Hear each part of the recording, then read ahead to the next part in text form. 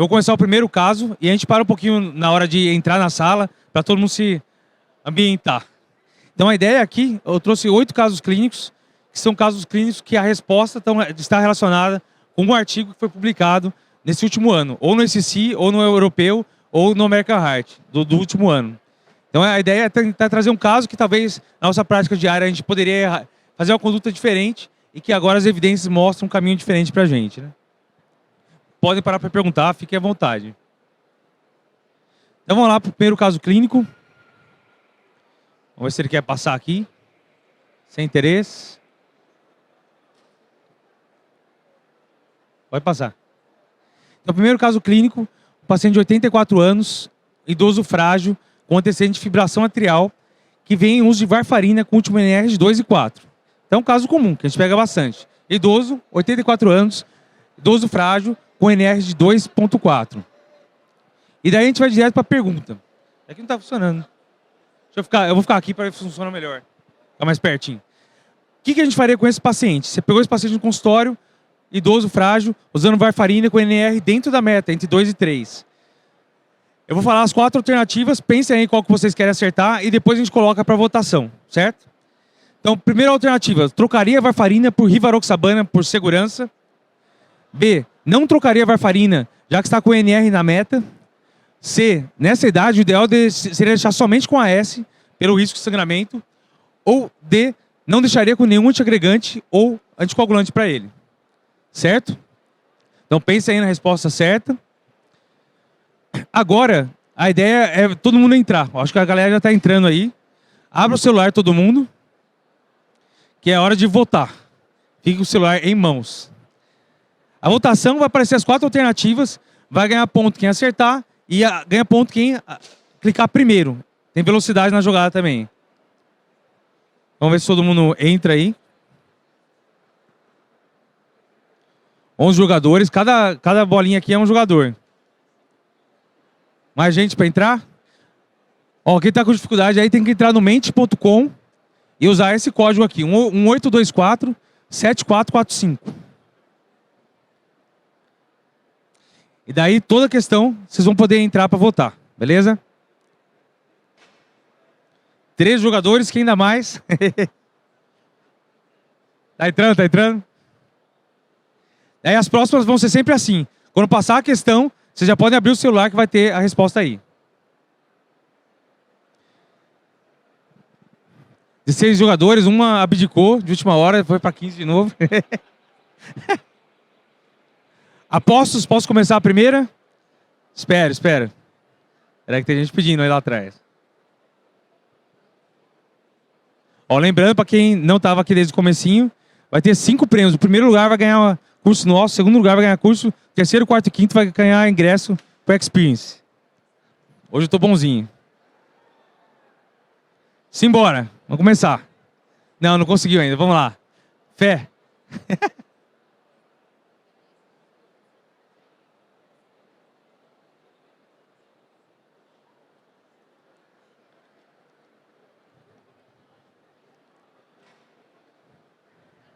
Ó, quem entrar depois, no meio do caminho, na verdade, vocês podem continuar tentando, porque não é exclusivo. Se você entrar na segunda pergunta, você pode ainda ganhar se acertar várias na sequência. Eu vou jogar aqui já, então, beleza? Então prepare-se aí para votar. Espera aí, deixa eu jogar só no Enter aqui. Ó, agora aumentou um monte. Põe no Enter ali embaixo. Cadê o negócio? Aí. Então, 5 segundos para começar a votação. Deixa aberto lá. Você não consegue votar. E pode votar. Então vamos votar agora, vamos ver quem acertou a questão. Tem que abrir lá, Valdir. Não entrou aí? Vamos lá, gente. Não tá funcionando? Ué? Não, agora apareceu aqui. Bom, vamos seguir nas próximas. A princípio, 10 pessoas colocaram a alternativa correta. E eu vou explicar o artigo e por que é essa correta. Ó, acho que deu aí. Eu não sei se vocês colocaram o nome da galera aí, não. Então, a princípio, por enquanto, Pingu, não sei quem que é aí, tá em primeiro lugar. Tá funcionando, gente. Vamos ter fé. Então vamos lá, a alternativa correta então seria não trocar a varfarina. Por quê? Vamos explicar aqui. Então isso aqui foi baseado num trabalho que saiu agora, há cerca de um mês atrás, no Congresso Europeu de Cardiologia, que chamou Frail AF. A grande ideia do trabalho, qual que era o raciocínio? A gente sabe que a anticoagulação reduz eventos embólicos sistêmicos. E a gente tem vários trabalhos com DOAC mostrando que geralmente é igual ou até melhor que a varfarina e geralmente sangra menos. Então você vê um paciente igual a esse, a ideia seria a gente trocar para DOAC. Essa seria a lógica. O grande problema é que idoso frágil, em geral, não é incluído nesses estudos. Então a gente geralmente extrapolava a evidência para falar que em idoso frágil você poderia usar DOAC. Mas, se a gente não tem essa resposta, o ideal seria esperar. E esse estudo mostrou exatamente isso. Então ele pegou um estudo com pacientes acima de 75 anos, eles usavam critério específico de fragilidade, que estavam usando varfarina por uma FA e que estavam dispostos a trocar. Obviamente não podia ter prótese mecânica, não podia ter clearance de creatinina menor que 30, que não poderia usar o DOAC. Então a conduta, o desfecho primário dele era sangramento maior ou sangramento clinicamente relevante. O que eles queriam ver é se era seguro fazer essa troca. Na verdade, eles queriam mostrar que o DOAC era melhor. Essa é a ideia inicial do trabalho. E o resultado, para surpresa de todos, que trocar por DOAC, que a gente achava que ia ser mais seguro, aumentou em 69% o risco de sangramento. E não protegeu nada mais. Então, só para mostrar o gráfico, a gente teve essa redução importante, né? A linha de cima é o DOAC, que seria a evidência de sangramento. Então, a curva de cima mostra quanto que a gente sangrou mais usando o DOAC, comparado com aqueles que mantiveram a varfarina. Então, isso aqui quebrou o paradigma. A maioria das pessoas, eu aposto, eu também pensaria nisso. Se bobear, tem muita gente usando, ainda tem que repensar algumas prescrições do consultório. Não é seguro para esse grupo de pacientes. Então, o recado final, o take-home message desse estudo é: cuidado para transpor resultados de trials para populações que não foram estudadas. Então, idoso frágil funciona diferente. Às vezes, a dose que está acostumado a usar para uma pessoa de 50 anos não é a mesma que um idoso frágil vai tolerar. Então, talvez o NR, você conseguindo dosar lá entre 2 e 3, seja mais seguro do que dar uma dose máxima de rivaroxabana, etc., que daí você não sabe como vai ser a farmacodinâmica. Beleza? Dúvidas? Discordâncias, ansiedades? Podemos passar? Caso 2. Então, caso 2, também falando de DOAC. Homem de 37 anos com antecedente de febre reumática com história de palpitações. Traz os seguintes exames. Então, eletrocardiograma.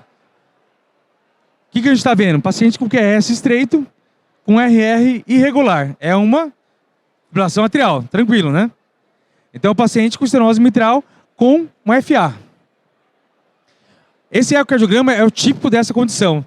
Então, a gente vê quando a gente tem a diástole, a gente tem um formato que a gente mostra aqui melhor, que é um aspecto em taco de hóquei, que é um aspecto bem típico de estenose mitral. Então, só para mostrar dinâmico. Então, o ecocardiograma sugestivo de estenose mitral. Então, um cara de 37 anos, com valvopatia, que tinha palpitação, e daí, quando você fez o eletro, ele tem uma FA clínica. O eletrocardiograma tinha uma FA. E daí? O que você vai fazer para esse paciente? Esse paciente não está anticoagulando, não está usando nada ainda. Você pegou o cara, estenose mitral, com FA, você vai querer saber o que fazer com ele. 37 anos, sem outras doenças. Vamos lá. Alternativa A. Baseado no estudo Invictus, que saiu no ano passado, europeu do ano passado, podemos considerar usar rivaroxabana para esse paciente? Antagonista de vitamina K com varfarina seria a única opção de anticoagulante? C. Como o paciente apresenta Chades-Vasque baixo, tem 37 anos só, não precisa anticoagular nada. Ou D. A S seria uma ótima opção para anticoagulação nesses casos. Pensem na resposta que vocês querem dar. Abram o celular aí que a gente vai fazer a votação de novo. Vamos lá, momento de entrar na sala para a votação.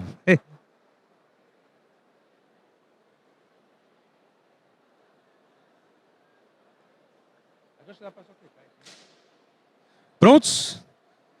Então, simbora. 5 segundos para a votação.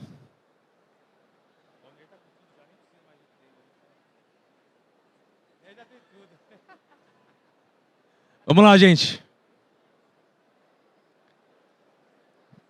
Vamos ver o que dá. Ele tá meio lerdinho aqui, eu acho que a internet não tá ajudando muito. Todo mundo votou. E olha lá. Sensacional. 3 acertaram só a resposta de todos que estavam aqui. Então, para ver que, na verdade, esses estudos realmente são estudos que quebram paradigmas, né? A gente imaginaria que DOAC, Todo mundo apostou isso antes do congresso, do que seria a melhor opção. Mas não foi isso que mostrou o estudo. Vamos ver como é que ficou só a atualização do ranking. Pingu. Calma aí, deixa eu ver. Pingu continua em primeiro lugar, Thales em segundo lugar, hein? Vamos lá, vamos lá. Então vamos explicar o porquê disso. O porquê que a gente não vai usar rivaroxabana, por que a gente não vai deixar sem nada. Basicamente é o estudo Invictus. Estudo Invictus foi um estudo com mais de 4.500 pacientes, que eles testaram exatamente essa hipótese. Parecido com o estudo anterior, o Frail AF, que a gente testou em pacientes com FA, com idoso frágil, que a gente não tinha estudo. A história era a mesma. O cara com estenose mitral, a gente não tinha nenhum estudo. Todos os grandes estudos, o Rocket, Rely, Aristotle, todos eles excluíam pacientes com FA valvar, que eles chamavam, estenose mitral moderada grave. Mas muita gente usava porque falava, se dá certo com todo mundo, vai dar certo com estenose reumática. Mas não foi isso que a gente viu. Então, desses 4.500 pacientes, a gente teve um aumento de 25% do desfecho primário em quem usava rivaroxabana. Então, desfecho de AVC, embolia sistêmica, infarto e morte por causa vascular ou por uma causa desconhecida, aumentou 25% em quem usou rivaroxabana. Então, era algo que a gente não esperava e, na verdade, se a gente for ver sangramento, também não houve diferença. A gente imaginava que sangraria menos com rivaroxabana e protegeria pelo menos igual. E não foi isso que mostrou. Então, é mais um estudo quebrando paradigma para quem está em FA. Valvar, né, que a gente chamava, estenose mitral moderada, é importante, febre reumática, é varfarina ainda. Não dá para falar, não, extrapola que dá certo. Esse estudo bateu o martelo que não dá certo. E todo mundo, eu lembro que quando a gente foi cobrir esse congresso, todo mundo estava apostando que ia ser o estudo mais importante porque ia validar a DOAC para febre reumática e foi exatamente o contrário. Então foi bem interessante que a galera não estava esperando esse resultado. Beleza? Caso 3. Caso 3, paciente de 76 anos, com antecedente de hipertensão, diabetes e CFR, de fração de ejeção de 33%, com marcapasso implantado há 3 anos por uma veia intermitente.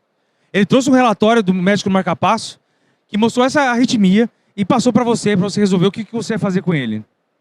Então aqui eu já dei a dica, fui bonzinho dessa vez. FA. Então o que ele viu no relatório? Aqui a gente viu um RR irregular, frequência aí às vezes acima de 150, com episódios de FA que durou até 2 horas e 48 minutos no traçado. Paciente assintomático, então o paciente nunca sentiu nada, mas ele passa lá para ver como é que está a bateria, cada 6 meses, com o cara marca-passo. Ele interrogou e ele achou isso na gravação do marca-passo. Baseado nisso, paciente que tem, deixa eu voltar aqui, 76 anos, tem pressão, tem diabetes, tem ICFR, é um paciente que tem então FA documentada nesse dispositivo. O que você faria com esse paciente? Ah, ele tem Chats-Vasque baixo, não vale a pena anticoagular. Então, só a idade, hipertensão, diabetes e C não é baixo. Já dando spoiler que essa está errada, mas eu não vou ser tão bonzinho, vou parar de dar spoiler aqui. B, ele tem Chats-Vasque alto, iniciaria anticoagulação. C, não começaria anticoagulação ainda para esse paciente. Ou D, o Hasbled, que eu escolho para ver sangramento, desse paciente contraindicaria anticoagulação. Votação. Prontos? Todo mundo liga o celular, então para fazer a votação.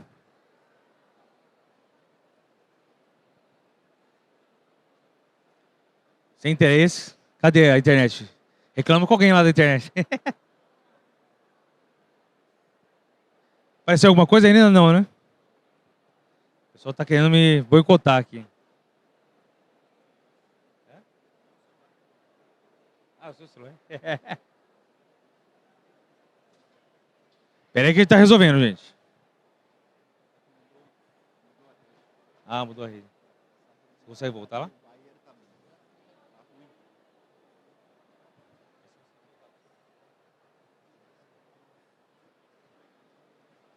Estamos reconectando a rede aqui, gente. Calma, vai dar certo. Vamos lá. Vamos ligar o celular, então. Aguardando os jogadores. Valeu, grande.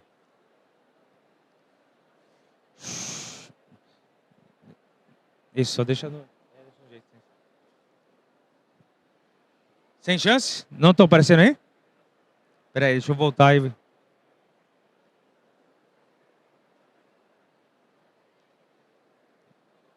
Será que travou de vez? Não.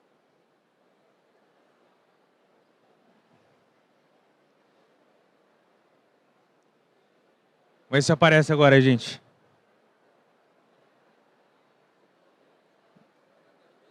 Tá até do eletro, vixe. Ó, mas tem gente conectada aí. Vamos lá, na fé.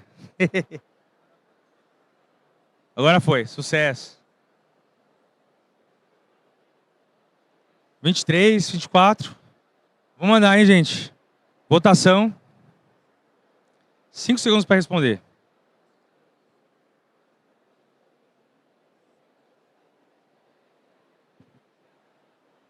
Então A, Chades-Vasque baixo, não vale a pena anticoagular. B, Chades-Vasque alto, começaria a anticoagular. Não faria nada ainda, independente do Chades-Vasque. Ou D, Hasbled alto, não daria anticoagulante.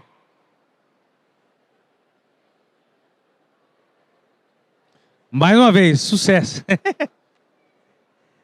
Então ele tem Chades-Vasque alto mesmo, mas ele não deveria anticoagular por causa de um estudo que saiu recentemente. Vamos lá. Você vê que a pegadinha tá dando certo, né? Tô sacaneando você.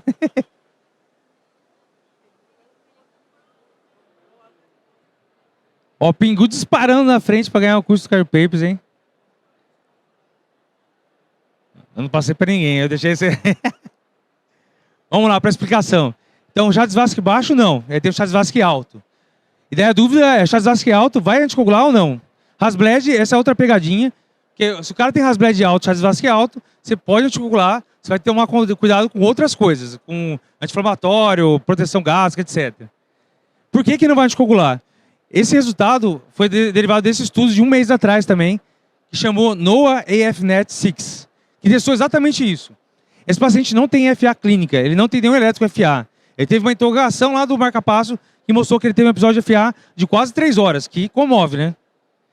Minha cabeça seria, vou anticoagular esse cara tá 3 horas fazendo FA, o cara vai fazer trombo. Mas esse trabalho mostra diferente. Então a dúvida é essa, o cara não tem FA documentada, mas nesses dispositivos ele achou. O que a gente vai fazer? Eles pegaram pacientes então com mais de 65 anos, Chades-Vasque de pelo menos 2, a média foi 4, que tinham documentado arritmias atriais com frequência maior de 170 e por pelo menos 6 minutos, mas na verdade a média dele foi quase 3 horas. Então a maioria da galera tinha 3 horas de FA, realmente. E daí eles compararam usar edoxabana sozinho contra placebo.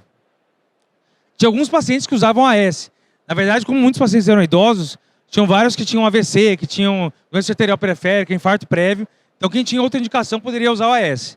E daí era randomizado para usar ou placebo ou usar edoxabana. E o desfecho primário era tempo para o primeiro evento, AVC, embolia sistêmica ou morte cardiovascular. Então eles pegaram mais de 2.500 pacientes, metade estava usando o AS, idade de 77 anos, e o estudo foi interrompido precocemente por futilidade. Então o que eles achavam que ia proteger, não protegeu. Então o desfecho primário, que era eventos, foi de 3,2 para 4, mas com P não significativo, não mudou nada, mas quem usava anticoagulante, como esperado, sangrou mais. Então houve aumento de 1% para 2,1% com P significativo. Então qual que é o recado? O cara com FA subclínica, ele não teve FA documentada, com 3 horas de duração, que na nossa cabeça, minha cabeça era assim também até esse estudo. A gente vai imaginar que vai fazer trombo. Mas por esse estudo, dá dor aqui para esse paciente, vai sangrar mais e não vai proteger nada comparado com o controle. Então, mais uma vez, por isso que é importante a gente ver isso. E uma outra dúvida importante, esse aqui é só o gráfico do estudo, né? Em azul, o desfecho primário, então reduzindo um pouco, mas não significativo. Em vermelho, o desfecho de segurança, né? Então aumentou bem sangramento e morte total. Então foi pior o grupo que usou a edoxabana. Esse estudo foi vendo então quem já tinha um CDI, um marca-passo, que conseguia interrogar. Mas será que os caras que estão com um Apple Watch, com algum dispositivo que também avalia, se chega lá no seu consultório com meia hora de FA, sei lá, será que você vai ter que anticoagular? Seria parecido com isso. O cara não tem FA clínica, encontrou num dispositivo. Então está tudo meio sombrio. Para esse cenário, se o cara tem um FA subclínica detectado pelo dispositivo, a recomendação seria não anticoagular ainda, certo? E é mais um estudo aí que quebrou paradigmas, a gente não faria dessa forma. Beleza? Muito sacanagem? Não. São os estudos, né? Não fui eu que inventei isso, não. Caso 4, vamos lá. Paciente de 61 anos com ICFR, fração de ejeção de 30%, tratamento otimizado com marca-passo definitivo. Ele está atualmente com NIRA 2, então ele está sintomático. O relatório de marca-passo, você viu que a galera gosta de usar um marca-passo. O relatório de marca-passo estava apresentando 52% de pacing ventricular. Ou seja, de 100% dos batimentos, 52 estão estimulando o ventrículo direito. Ou seja, mais da metade do dia com estímulo do marca-passo. E esse era o eletro dele com o QRS estimulado. Então, você vê aqui as duas espículas, né, que seria atrial e ventricular, e tem um QRS largo com um padrão que lembra um pouco o BRE, né, um QRS negativo em V1, positivo em V6. Então ele tem um QRS largo estimulando o ventrículo direito com um padrão aí que lembra BRE, certo? Então, para esse paciente que tem uma SC-FER, que está sintomático, que tem um marca-passo com essa estimulação, o que a gente pode fazer para ele? A. O próximo passo para ele é transplante cardíaco. B. A gente podia indicar um CDI para ele. C. A gente podia indicar um CDI com ressincronizador. Eu quero a melhor resposta, né? E D.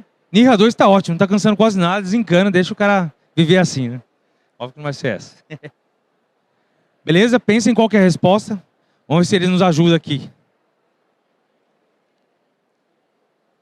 Ó, sucesso. 24 já presentes, eu já vou rodar aqui.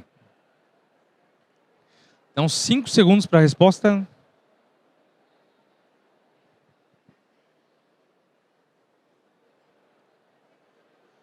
Tururu, tururu. Vamos lá, faltam 2. Vamos botar CDI com Resync. Aí, agora a galera detonou. É um sucesso. CDI tá certo, mas não é o mais completo. Transplante cardíaco não, tem coisa ainda para fazer. E NIRA2 não tá ótimo, né? A gente sabe que muitas pessoas que têm morte súbita em casa é por NIRA2. Então, por quê? Isso daí já era uma recomendação antiga, na verdade, que ganhou força, baseado num trabalho recente. Vamos ver se o Pingu continua na frente. Ó, Pingu e Thales ainda liderando. Lembrando que o terceiro, quarto e quinto vai ganhar ingresso para o Experience também, online ou presencial, o que preferir. Beleza? Então a resposta certa seria a C. Por quê? Mais um estudo que saiu há um mês atrás, o Budapest CRT. Então foi um estudo que foi apresentado no Congresso Europeu de Cardiologia. A gente sabe que tem mais de 1 milhão de marca-passos e CDIs implantados no mundo inteiro anualmente. Então é dispositivo pra caramba. E 30% dos pacientes que colocam o dispositivo evoluem com disfunção ventricular. Exatamente porque você fica lá com o eletrodo lá no ventrículo direito e vai gerando desincronia. Atualmente, cerca de 28% dos ressincronizadores na Europa já são indicados por upgrade. É isso aí, o cara que tem marca-passo ou que tem CDI e daí você decide colocar um ressincronizador. Então já havia essa recomendação, mas não tinha um estudo claro mostrando isso, e isso que o Budapest veio trazer para a gente. Então, excluindo pacientes com fração de ejeção menor que 35, sintomáticos, NIRA 2 a 4, que tinham marca-passo ou CDI prévios, com pence de pelo menos 20%. Então, a gente tinha um conceito antes que tinha que ser mais de 40%, eles testaram pelo menos 20% de pacing com QS largo, acima de 150. Sugerindo que isso, então, poderia gerar uma desincronia ventricular. Então, eles compararam colocar CDI para todo mundo, que teria evidência, contra Resync mais CDI, e o desfecho primário era morte geral, internação por IC, ou falta de remodelamento reverso. A ideia é, botando um ressincronizador, a gente espera que vá melhorar a força ventricular, vai diminuir a desincronia, deve melhorar a fração de ejeção. Foram 360 pacientes, é mais difícil pegar um N muito grande aí, né? 72 anos em média, e o desfecho primário, houve uma redução importante, o cara que só colocou CDI foi 78% contra 32%. Eu vou separar para mostrar por quê, se foi morte, hospitalização ou volume sistólico. Mas grande parte dos pacientes melhorou pelo menos 10% da fração de ejeção. Então ajuda, sim, a melhorar o remodelamento. Quando eles tiraram esse componente de fração de ejeção, deixando só a morte geral e internação, que seriam os desfechos mais duros, né? A gente conseguiu uma redução de 31% para 10,2%. Com NNT de quase 5%. Ou seja, a gente precisa indicar ressincronizador para 5 pacientes para evitar uma morte ou uma internação. Então, NNT excelente. Morte sozinho não teve significância estatística. Então, quando a gente for ver as imagens, isso daqui é a diferença de morte, diferença de hospitalização e mudança de fração de ejeção. Então, vocês veem que aqui não tem muita diferença de morte, mas dos dois desfechos, que seria hospitalização e fração de ejeção, foi bem melhor em quem botou o Resync.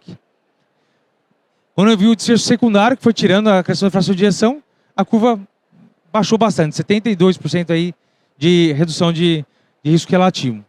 Então, com certeza, vale a pena. O que tinha na nossa diretriz, que já era de recomendação 2A para fazer, provavelmente vai ganhar força para recomendar para todo mundo. E o que eles discutiram, que é interessante também, é que os benefícios foram muito claros. O que a gente faz geralmente? O paciente está com marca-passo, com CDI, a gente costuma esperar o cara vencer a bateria, para daí, quando dá 5 anos, ela venceu a bateria, a gente troca e já põe um Resync. Mas esses 4, 5 anos sem trocar para Resync, é um monte de evento que você vai deixar de ajudar o paciente. Então você não tem que esperar trocar a bateria. Se você viu que o cara tem indicação, pede e troca logo. E segundo ponto importante, a nossa diretriz sugeria upgrade com pelo menos 40% de pacing. E esse trabalho foi com 20%. Então mesmo com uma porcentagem menor de batimento ventricular, você já teria benefício. Então acho que é um trabalho que tem chance, deve mudar assim as diretrizes daqui para frente. Beleza? Tudo bem? Você quer entrar? Vamos lá. Entra aí, pô. Eu vou ficar. Ó, chegou meu convidado, que ele estava trabalhando em algum outro lugar, hein? Vamos lá, Jeffinho. Boa tarde, pessoal. Desculpa o atraso aí. Ele sabe que ele vai ganhar uma bronca depois, até parece. Demitido. Jefferson Vieira, quem não conhece, é o nosso mestre do Cardiopaper de IC e transplante. É lá do Hospital Messejana, mas é do Brasilzão inteiro, né? É do mundo, né? De Harvard, de todo quanto é lugar. Então é o cara, nosso cérebro da ciência cardíaca. E vai ter alguns casos de C aqui que eu vou ter para discutir, mas vai discutir de tudo. Tá ferrado. Eu só sei C, eu não faço mais nada na minha vida. Vocês estão ouvindo ele, não? Tá dando certo? Então tem mais quatro casos. Só pegar o gancho do Budapeste que você estava falando. Manda ver. Acho que o Congresso Europeu ele foi o congresso do europeu. Né, o paciente geriátrico, né, aquele paciente, né? Teve vários, pelo menos na minha área, na ciência cardíaca, o Frail, o Budapeste, o No, eram todos pacientes que a faixa etária era em torno de 70 e tantos anos. O Budapeste ele tem algumas coisas muito interessantes, assim, você abordou algumas, mas só para reforçar. Foi o hazard de uma redução de 90% quase, né, cara? Quando você vê um estudo que tem uma redução de 90%, é uma coisa que se assusta. Talvez tenha alguma coisa errada aqui. E mas não os tem, dispositivos geralmente tem uma CDI, geralmente o ZNT é sensacional, né? Os trabalhos com dispositivos... Em especial nesse contexto, é um estudo muito bem desenhado, em especial nesse contexto, a gente vê isso acontecer.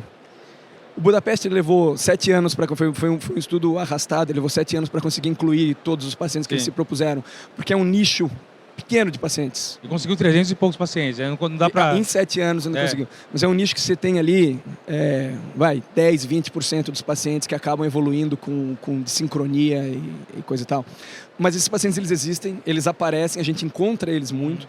E ele respondeu uma pergunta importante para a gente na insuficiência cardíaca. Especificamente o que você falou agora no final. Não esperar o end of life do dispositivo, mas já indicar a troca de uma vez. O tempo que você vai deixar de evitar desfecho dele é muito grande. E com 20%, né? Que na diretriz ela entra como 40%. Sim. Então às vezes a gente espera mais. Até no caso você colocou 50% para jogar bem para cima o número para ficar bem claro. Mas, cara, 20%. 20% de pacing. Sim. E geralmente o pacing desses pacientes, porque eles estão com beta-bloqueador, então a frequência deles é mais baixa, geralmente é muito maior do que isso. Acho que essa é uma grande sacada que o Budapeste trouxe pra gente, que mesmo um percentual pequeno de pacing exclusivo do ventrículo direito causando a desincronia do ventrículo esquerdo já reduz muito o desfecho duro em paciente com IC. Só alegria. Valeu, Jeff. Cara pequenininho aqui do lado dele, cara. Vamos lá, caso 5. Deixa eu sair dos casos de C, eu me encolho e fico quieto aqui. Olha lá, vamos para mais um caso de C para o Jeff brilhar, então. Paciente com 58 anos e Cefer em uso de sacubitril valsartana, dose máxima, bisoprolol, eplerenone, dapaglifosina. Tem um implante de ressincronizador, esse cara já passou essa fase, então, já ressincronizou há 1 ano e mantém classe funcional 3, então está bem sintomático. Exame físico, PA 90/70, frequência cardíaca 62, sem nenhum sinal de congestão. Beleza?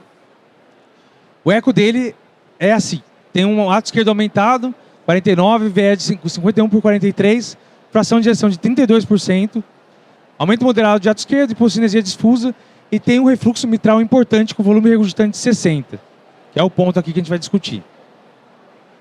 Vamos lá. Pergunta, qual seria a melhor conduta para esse caso? Esse é um paciente que pode se beneficiar de MitraClip. B, transplante cardíaco é a única opção para esse paciente. C, ivabradina pode ser útil para esse paciente. Ou D, a gente poderia tentar bloqueio sequencial do néfron. Pensem na resposta, a gente clicar em breve. Vou entrar no aparelhinho então para votar. Cadê os 24 que estão lutando pelas vagas aí? Vou começar 5 segundos para a gente iniciar.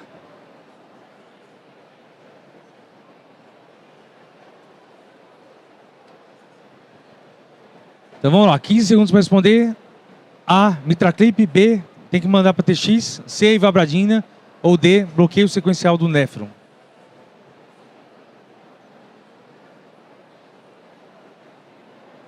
Vamos ver. Aí, 12 acharam que MitraClip seria uma boa. 5 acharam que transplante é a única opção. O Jeff vai falar se é isso ou não. 4 queriam ivabradina. Às vezes não lembrou a frequência cardíaca, né? Mas estava 62, frequência cardíaca. E bloqueio sequencial do néfron a gente vai discutir também. Então, beleza. Vamos só ver se a Pingu continua como líder. Ixi. Thales passou na frente. Não, beleza. Vamos lá que tem mais 3 perguntas ainda. Então, esse é o paciente que pode se beneficiar de MitraClip. Eu vou falar um pouquinho de MitraClip. Jeff, você quer comentar essas 3 últimas antes de eu entrar no trabalho de MitraClip? Então tá, antes de chegar no MitraClip, a gente tem, com certeza vocês já viram em alguma palestra, aquele gráfico da jornada do paciente com insuficiência cardíaca, que você tem um diagnóstico, você começa as medicações, o risco baixa, você entra as 4 drogas, eventualmente avalia a ressincronização, CDI, o risco baixa, ainda existe um cenário que a gente chama de risco residual, mesmo paciente que está com a terapia topada, no DAPA-HF pelo menos, que foi o estudo que avaliou dapaglifosina na IC de reduzida, 1 em cada 9 dos pacientes que estava topado com dapaglifosina, sacubitril no máximo, beta-bloqueador no máximo, espironolactona, enfim, 1 em cada 9 ainda tiveram algum desfecho cardiovascular. Isso a gente chama de risco residual. E nessa mesmo gráfico da jornada, vocês já devem ter visto aquele paciente que ele vai piorando, é o que a gente tem se convencionado a chamar de worsening heart failure. Ela não tem ainda um termo específico no Brasil, talvez isso em pior, em agravamento, alguma coisa assim. Esses 2 pacientes, o risco residual e o worsening heart failure, especialmente o risco residual, que ainda é sintomático, são pacientes que a gente tem outras terapias de via oral, e eu ainda não estou chegando no MitraClip, que têm sido estudadas nesse cenário. Os últimos estudos, os grandes ensaios clínicos mais recentes de insuficiência cardíaca, têm abordado esse grupo de pacientes. Você pegar o Galactic com Mecantiv e Mecarbil, o Victoria com Vericiguat, os estudos de ferro têm pegado, o Affirme, o Ironman, estão focando nesse perfil de pacientes. Dito isso, a gente tem cada vez mais opções para lidar com o paciente do worsening heart failure. O grande problema, é uma coisa que nos preocupa, os especialistas, é que o paciente com worsening heart failure, às vezes ele dá a falsa impressão de que o cardio geral ainda pode ficar sentado em cima do paciente, fazendo outras medicações, quando esse paciente já deveria estar sendo avaliado para transplante desde cedo. O problema dessa questão é quando ele fala que é a única opção. Sempre que aparece única, sempre, nada, nunca tá vale errado, né? para vestibular, vale para a vida toda. Você nunca vai conseguir dizer que é única. Mas batendo o olho aqui, eu ia sim pensar em MitraClip. Agora eu trabalho num hospital de SUS raiz, eu não consigo MitraClip para todo mundo. E eu começaria uma avaliação para listagem de transplante, o que não necessariamente quer dizer que eu vou transplantar esse paciente. Então, os 5 que votaram no transplante, vocês têm minha empatia. O problema é a questão de dizer que é a única opção. Aí falando então ivabradina é a questão da frequência, que o SHIFT, que foi o estudo que avaliou, ele avaliou, tem uma pegadinha aí. Eram pacientes persistentemente sintomáticos, a despeito da terapia otimizada, que tinha uma frequência acima de 70, para atingir uma frequência abaixo de 60. Ele tinha 62, ele estava fora desse intervalo. E a ivabradina ela não mostrou redução de mortalidade, ela mostrou redução de hospitalização, com algumas questões que a grande maioria dos pacientes não estava otimizado, e a gente sempre vai preferir a otimização. Ele estava, ok. Bloqueio sequencial, um paciente que não estava extremamente congesto, as queixas de classe funcional 3, você sempre pode fazer bloqueio sequencial, mas esse paciente ele preenche vários critérios para o MitraClip. Então, o que é o MitraClip? O MitraClip é a clipagem percutânea da válvula mitral, é basicamente um clipe mesmo, é um grampo que você vai percutâneo, geralmente você faz, não sei se você tem uma foto, pronto, aí ó. Então, você faz, passa ali, faz um forame oval, faz um intersepto atrial, e você vai com esse clipezinho, esse grampo, e você junta as 2 cúspides do meio da mitral, a A2 e a P2, gruda e fecha, e ela fica com 2 boquinhas de cada lado. Ela não abre mais, o sangue que passa por esses 2 orifícios. E 2 estudos foram publicados praticamente na mesma semana. Assim, foi um intervalo, os 2 no New England, um intervalo muito curto de tempo, que foi o MITRA-FR e o COAPT. O MITRA-FR é um estudo francês, europeu, e o COAPT é um estudo americano. E eles tiveram que, num primeiro momento, pareceram ser resultados dicotômicos, porque um foi um estudo positivo, reduziu a hospitalização e mortalidade, e o outro não teve benefício. Ficou a dúvida na época, será que o francês foi mal feito, os americanos são melhores? Será que o perfil dos pacientes eram diferentes? E aí, por conta desses dois estudos, se criou um conceito na doença mitral de proporcionalidade da disfunção valvar com dilatação de cavidade. Quando comparados os pacientes dos estudos, os pacientes do COAPT, eles tinham uma dilatação ventricular, que se espera na insuficiência cardíaca, né, avançada, sintomático, que ela era menor do que você esperaria para aquele grau de regurgitação mitral.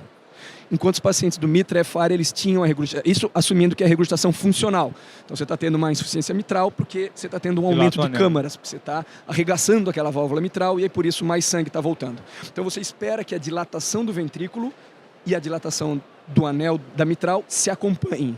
E aí quando você vai fazer esse tipo de intervenção, não deu resultado. Agora, quando você tem uma insuficiência cardíaca junto com uma doença mitral que está desproporcionalmente pior do que se esperaria, ou seja, talvez tenham duas doenças ali. Tem a disfunção, a regurgitação mitral funcional por dilatação da cavidade, mas a dilatação do anel é maior do que você esperava. E talvez essa seja a justificativa de por que no COAPT funcionou. E a sociedade, os americanos eles usam outros números, mas mais ou menos isso. Que eu decorei na minha cabeça que é 40, 50, 60, 70, que é como eles colocam no American Heart, que é próximo. Então é um orifício de regurgitação. Isso aí você vai ter que, na insuficiência cardíaca é um conceito que a gente tem que aprender desde sempre. Você tem que ter um ecocardiografista do coração. Você tem que ter um ecocardiografista que você goste, alguém que você depende, que você sabe que você vai encaminhar para aquele indivíduo e você vai pedir, eu quero que você faça medidas porque eu quero avaliar a indicação do MitraClip. E aí ele vai te dar especificamente essas medidas. Então, o orifício de regurgitação efetiva, aqui maior ou igual a 30, os americanos colocam 40, eu decorei de jeito 40, 50, 60, 70. Fração de ejeção tem que ser abaixo de 50, tem que ter a disfunção sistólica. 60, o volume regurgitante, aqui pelo estudo foi 45, mas o American Heart colocou como 60, quando você compara o que seria o diferente do grupo de lá com o do grupo de cá. Então, os americanos eles já colocam um volume regurgitante ainda maior, 60, e 70 como o diâmetro. E aqui é a pegadinha, tá? Diâmetro sistólico. Eles colocam, no estudo está sistólico, mas na verdade é um erro, era para ser diastólico, o diâmetro diastólico, Mas tá sistólico, todo mundo sistólico, passou o estudo, publicou sistólico, e ficou, mas enfim, é como está na diretriz, é como então você coloca sistólico, porque inclusive se cair na prova, tem que colocar como sistólico, mas na verdade é diastólico. Mas é 40, 50, 60, 70, que é como a American Heart coloca, que seriam critérios que diferenciariam o perfil do paciente de lá do perfil do paciente de cá. E o caso desse paciente, ele teria pelo ecocardiograma a indicação de se beneficiar com o MitraClip. E daí entrou na nossa diretriz brasileira como de recomendação 2A para a insuficiência mitral secundária, sintomática, com basicamente esses critérios que ele discutiu. Sempre atingindo o tratamento máximo antes, porque às vezes você vai indicar MitraClip, o cara não otimizou sacubitril valsartano, não otimizou beta-block, às vezes o cara vai remodelar ainda e vai melhorar a disfunção valvar. Na dúvida, o COAPT a gente já tinha visto que tinha dado certo, foi esse que o Jair comentou, foi o que deu positivo. Depois de 5 anos, o que aconteceu? Mesmos pacientes, né? Mesmo perfil de inclusão, então isso aqui não mudou nada. E a grande diferença, que a gente vai ver depois no gráfico, se eu consigo passar para o gráfico, seria basicamente que quando deu os 2 anos, você não podia fazer crossover. O paciente que estava no grupo que era para MitraClip, ele poderia fazer MitraClip, mas não podia passar o cara que estava no clínico para o MitraClip. Depois de 2 anos, a princípio, você poderia fazer esse crossover. E o que a gente viu depois de 5 anos, que foi apresentado aí no Congresso recentemente, foi que se manteve o benefício. Então a gente teve o mesmo benefício depois de 5 anos. Na verdade, a maioria dos pacientes acabou falecendo, eram pacientes muito graves, né? Mas o benefício se manteve, mas não abriu a curva depois desses 2 anos. E provavelmente não abriu a curva exatamente pelo crossover. Então o resumão é de cada 10 pacientes que a gente indicar o MitraClip, bem indicado, com esses critérios que a gente comentou, a gente conseguiria evitar uma morte de um paciente, que é bem relevante. E isso às custas dos primeiros 2 anos, porque teve muito crossover, teve 21,5% de migração do grupo de clínico para o MitraClip, depois dos 2 anos iniciais. Isso só para... os próprios estatísticos, eles comentam que quando você tem um crossover maior do que 20%, maior do que 10% já é ruim, mas principalmente acima de 20%, você tem muita mistura entre os grupos, então você perde muito força do achado do estudo. Aqui é uma coisa interessante, é um Laplace revertido, né? O que você faz aqui é o remodelamento. E aí, uma coisa que você fez questão de colocar no caso, que é a otimização terapêutica. A gente sabe que com glifosina, com os bloqueadores do sistema de renina-angiotensina, principalmente com sacubitril valsartan, mas com enalapril também, beta-bloqueador, você gera remodelamento reverso. Né? O beta-bloqueador era a principal droga que gerava remodelamento reverso, sacubitril, como terapia adicional, parece gerar um remodelamento adicional, que é redução do tamanho de cavidade, melhor difração de injeção. Então, antes de você indicar o MitraClip, que é um dispositivo caro, que você não vai ter no armário, não é qualquer hospital de SUS que vai ter, você tem que garantir que o teu paciente ou está tomando tudo ou está na maior dose tolerada. Tem estudo, inclusive, mostrando que dispositivo de assistência ventricular, que a gente tem menos ainda do que MitraClip aqui no Brasil, reduz a indicação de MitraClip. Isso é intuitivo, né? Você diminui o tamanho de câmara, porque você vai desafogando, né? Vai descomprimindo aquele ventrículo, e todos esses critérios que você... exato. Todos os critérios que você usaria para indicar o MitraClip, eles deixam de existir. Então é isso, você tem que focar no remodelamento reverso. Fez tudo que dava para fazer, não está mais remodelando, ainda está sintomático, você tem que buscar as outras, é o worsening heart failure, você tem que buscar as outras terapias que podem resolver. Beleza. Dúvidas nesse caso? Tranquilo? Vamos lá. Mais um casinho aqui para vocês. Mulher de 57 anos vem apresentando dor torácica aos esforços há meses. Fez um CAT em outro serviço e chega com você e mostra essa imagem. Ó, bonitona, hein? Diagnóstico, vocês sabem, não? Essa é a descendente anterior, né? Beleza? Vou passar as imagens em paciente em diástole. Então a gente vê aqui a ADA bonitona e durante a sístole quase some a descendente anterior. Beleza. Daí vendo essa imagem, agora é só responder. Fácil. É alimentar. Vamos lá. Sobre o caso, o que a gente pode afirmar? O acometimento mais comum dessa condição é a coronária direita. B. O uso de nitratos pode ajudar no controle dos sintomas de angina. Dilatar a artéria, né? C. De forma geral, a angiotomografia de coronárias é um método melhor que o CAT para detectar a alteração demonstrada. Ou D. Tratamento invasivo é usado com frequência nesses casos. Colocar um stent lá. Beleza? Pensem numa resposta. E vamos votar.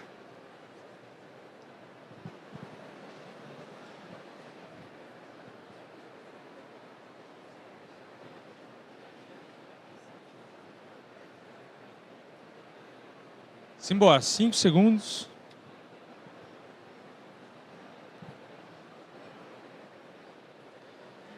Então, alternativa A, mais comum em coronária direita. B, vamos usar nitrato, que pode ajudar ela a ter menos dor. C, angiotomo, acaba sendo melhor que CAT para ver essa lesão. Ou D, tratamento invasivo, colocar stent, é muito usado nesses casos. Olha lá, sensacional.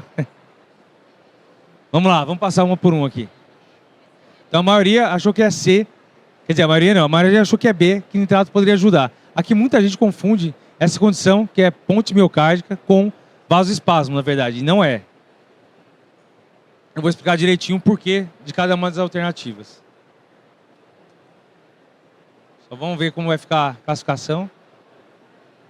Olha lá, a Stephanie está chegando, a Pingu, que estava liderando, hein? Nem sei quem que é aí, mas tá. Vamos lá. A. O acometimento mais comum da ponte miocárdica é na descendente anterior mesmo, igual ao caso dessa paciente. B. O uso de nitratos pode ajudar no controle dos sintomas. Aqui é quando a gente está falando mais de vasoespasmo. Esse paciente não tem vasoespasmo, ele tem um trajeto coronário dentro do músculo cardíaco. Então o que a gente faz para contrair menos? A gente faz o músculo bater menos. Então geralmente a gente tem que diminuir a frequência, aumentar o tempo diastólico, que é quando a artéria fica aberta. Então você vai tratar com beta-bloque ou bloqueador de canal de cálcio não de hidropiridínico, certo?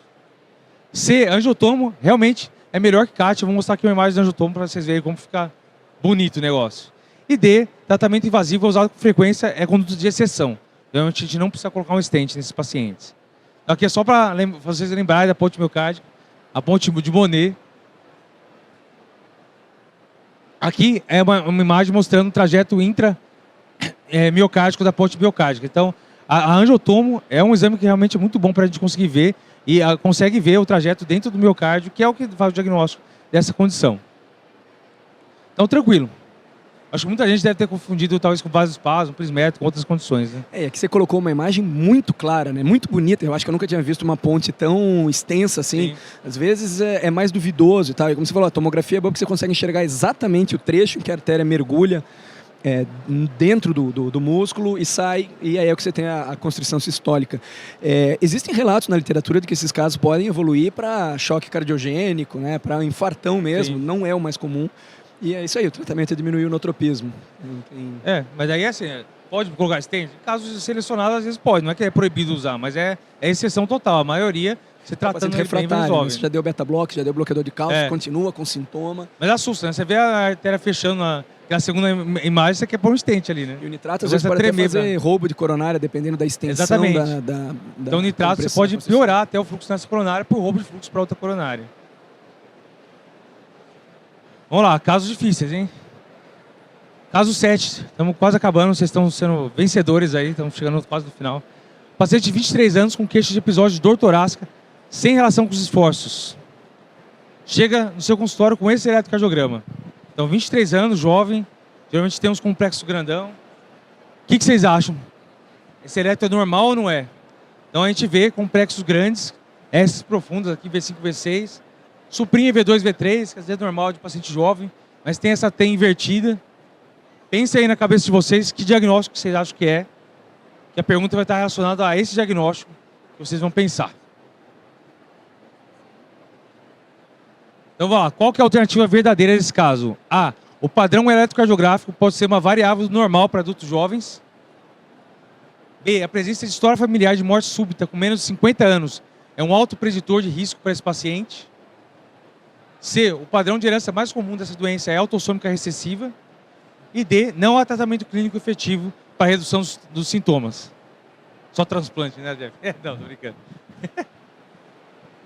Vamos lá, votação. Transplante serve para tudo, cara. Transplante serve para tudo. Sempre a alternativa transplante tá valendo.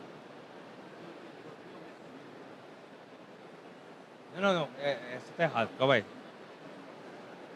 Não, pode ser feito. Pode ser feito também. A alternativa que é pouco usada, mas... A cirurgia para abrir. Sim. Para soltar. Exceção, mas sim. Vamos lá, começando a votação. Baseado no que vocês acham que é aquele eletrocardiograma, você acha que é normal para paciente jovem? Você acha que história familiar de morte súbita é um fator de alto risco? A herança mais comum é a autossômica recessiva ou não tem tratamento clínico para reduzir sintomas desse paciente? Aqui a galera dominou mais. Sucesso. Então vamos lá. O que a gente está falando? A gente está falando de um paciente com cardiomiopatia hipertrófica, certo? Vamos ver só quem que está ganhando aí. Vixe, Stefano vai passar pingu, hein? Vamos lá, tem uma questão para a gente reverter esse quadro. Ó, lembrando, primeiro e segundo vão ganhar curso de Cardio Papers. Primeiro, curso de consultório, segundo, curso de eletro. Terceiro, quarto, quinto, ingresso ao Experience, presencial ou online, conforme escolherem, certo? Então vamos lá, a gente está falando de um paciente com cardiomiopatia hipertrófica. Então ele tem alterações eletrocardiográficas que são muito gritantes para ser só variável normal. O paciente jovem pode ter realmente os critérios de Sokolov positivo, ondas S maiores, mas não era para ter tanta onda S em paredes laterais, não era para ter onda T invertida em V5, V6, então não é um eletro normal. Esses são 5 fatores de risco clássicos para morte súbita e hipertrófica, né? História familiar de morte súbita menor que 50 anos, que é a alternativa correta. Síncope inexplicada de repetição. Uma espessura de parede maior que 30 milímetros. TVNS, mais de 3 batimentos com pelo menos 120 batimentos por minuto.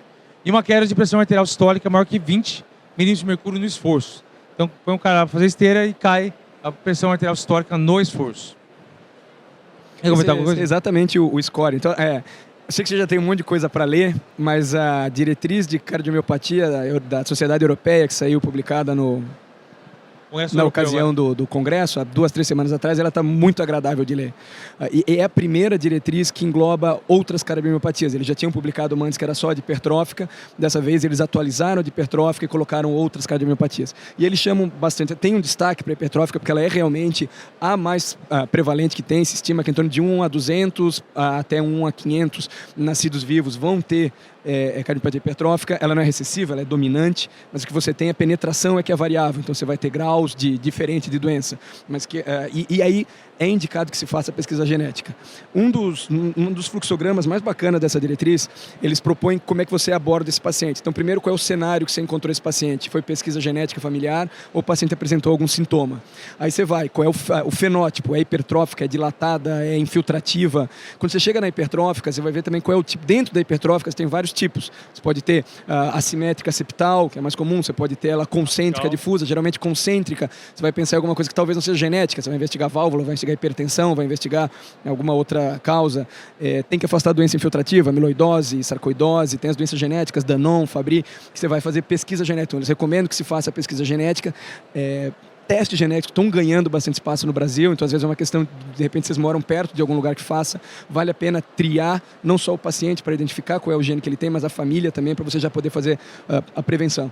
E uma das coisas que a diretriz bate muito a tecla é o score, se chama HCM Risk Score, que é para avaliar justamente a indicação de você colocar CDI nesse paciente ou não e mudar prognóstico. E aí cada uma, são essas variáveis, são 7 variáveis, na verdade, que entra no, acho que é a idade, TVNS, a espessura, a gradiente. É que o gradiente está como possível fator risco ali. Mas no score você bota na internet, lá você encontra HCM Risk Score. E aí ele coloca, são 7 variáveis, são essas que estão aí, mais gradiente, enfim. E aí ele vai te dar, como qualquer score, ele vai te dar uma graduação e vai dizer se tem indicação de colocar CDI, se tem indicação de você discutir CDI, ou se esse paciente não tem indicação de CDI. Então isso ajuda, inclusive, na tomada de decisão do segmento desse paciente. As diretrizes europeias também são muito boas, né? Cara, eu sou muito fã. Eu gosto das americanas, eu acho que no final as americanas elas acabam meio que guiando a gente aqui no Brasil, mas sempre a diretriz europeia para mim são as mais completas. Vamos lá, último caso, para libertar vocês e para ver os vencedores da tarde. Paciente de 67 anos vem no PA com quadro de cansaço aos esforços e 2 episódios de síncope. Antecedente era só hipertensa e uso de hidroclorotiazida. Pressão arterial sentada era 120 por 80, em pés, 126 por 80, em pé 120 por 76. Eu tinha esse eletrocardiograma que eu não vou comentar ainda. Senão eu dou a resposta do tempo para avaliar o eletrocardiograma e a gente passa para a questão. Tá bom? Eu vou explicar direitinho depois do eletrocardiograma. Então, qual a alternativa correta sobre esse caso? Essa é uma paciente que está tendo síncope usando hidroclorotiazida. A síncope deve ser hipotenção postural porque está usando hidroclorotiazida. É uma causa. O ecocardiograma é um exame fundamental para definir a conduta desse paciente. Como o intervalo PR é variável, a gente tem um intervalo PR variável aí, se vocês quiserem dar uma olhadinha. Deve ser um BAV de segundo grau e MOBITS 1. Então, marca-passo não é necessário. Ou, se não houver nenhuma causa reversível, essa paciente teria indicação de marca-passo definitivo. Beleza? Pensem na resposta. Última questão, a gente sai daqui definindo quem que vai ser o campeão. Essa é a hora que eu chamo a avaliação. Peço parecer da arritmia. E aí já não é. Dá para transplantar isso aí, não. Parecer da arritmia. Pronto. Vamos lá. Última resposta. O que vocês fariam então para essa paciente com síncope com esse eletrocardiograma? É só hipotenção postural, tira hidrocloro, pede um eco que vai te ajudar. Com um PR variável é BAV de segundo MOBITS 1, ou não, é um BVT e eu vou passar um marca-passo definitivo.